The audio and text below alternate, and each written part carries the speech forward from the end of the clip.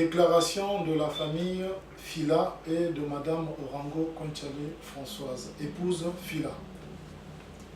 Suite à l'arrestation du docteur Max Fila, gynécologue obstétricien et responsable de la polyclinique Bethesda.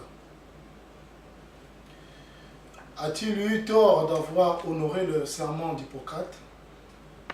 A-t-il eu tort simplement de naître d'une mère gabonaise et d'un père congolais? A-t-il eu tort d'avoir simplement été médecin avec un cœur? Après 3 articles parus dans la presse, les comparutions et l'arrestation de notre fils et frère, docteur Fila, soi-disant pour homicide involontaire, pour négligence, notre famille est restée silencieuse face aux médias, tout comme à l'opinion nationale et internationale, ainsi que le docteur Fila lui-même. Ce silence n'était pas un silence coupable, mais un silence par respect pour la fonction de médecin et aussi surtout pour la mémoire de la défunte mademoiselle Chérine Ortifa Bayaka Baganga. Tout en regrettant les circonstances de sa mort, nous profitons une fois de plus pour présenter à toute sa famille nos condoléances les plus sincères. Puisse l'Éternel la consoler et fortifier une fois de plus dans cette épreuve douloureuse.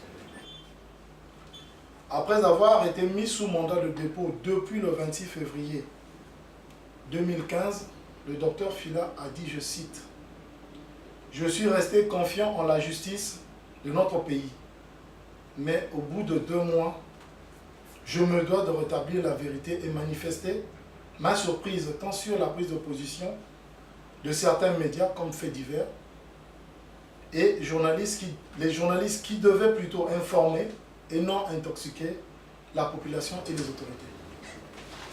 Concernant la polyclinique Bethesda, nous tenons à rappeler qu'elle est légalement constituée en tant qu'entreprise auprès des autorités compétentes.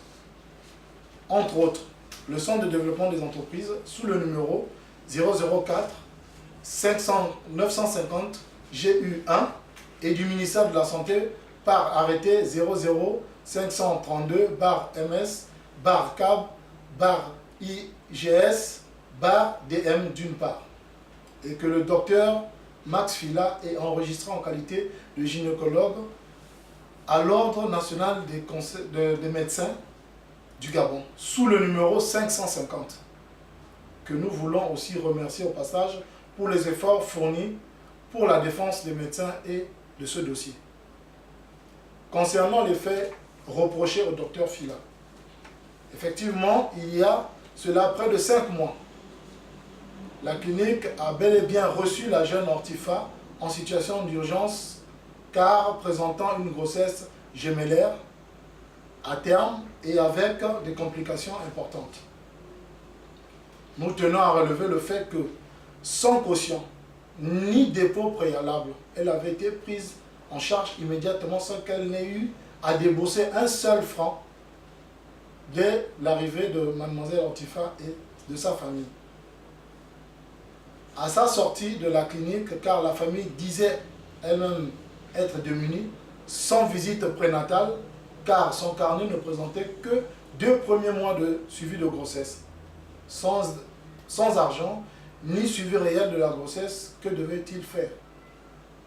Trahir le serment d'Hippocrate, refuser de la traiter comme l'ont fait d'autres structures de la place, selon les dires de la famille, ayant été refusé faute de moyens ailleurs face à l'urgence, n'a-t-il pas eu le bon réflexe?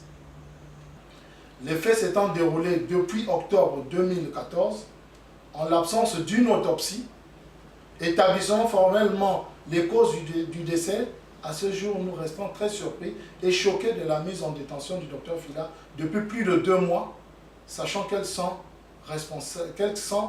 ses responsabilités de médecin et la programmation de la polyclinique. Au moment de la première comparution devant le juge, le 26 février, Madame le juge d'instruction a simplement décidé nous disons bien simplement décidé à la mise en détention préventive au motif pris, nous citons, les faits reprochés à l'inculpé ont gravement troublé l'ordre public en raison des circonstances de leur commission et l'importance du préjudice causé à la partie représentant la victime décédée. Fin de citation. Peut-elle imaginer le préjudice que le docteur Fila subit-il depuis plus de 6 mois? Peut-elle assumer le préjudice causé aux patients et aux patientes dont il a la charge depuis plus de 2 mois d'incarcération pour le personnel médical et administratif qui risque encore de se retrouver au chômage? Peut-elle assumer les pertes en vie humaine causées par cette incarcération que nous qualifierons d'abusif et arbitraire? Nous regrettons qu'une telle décision ait été prise aussi à la légère.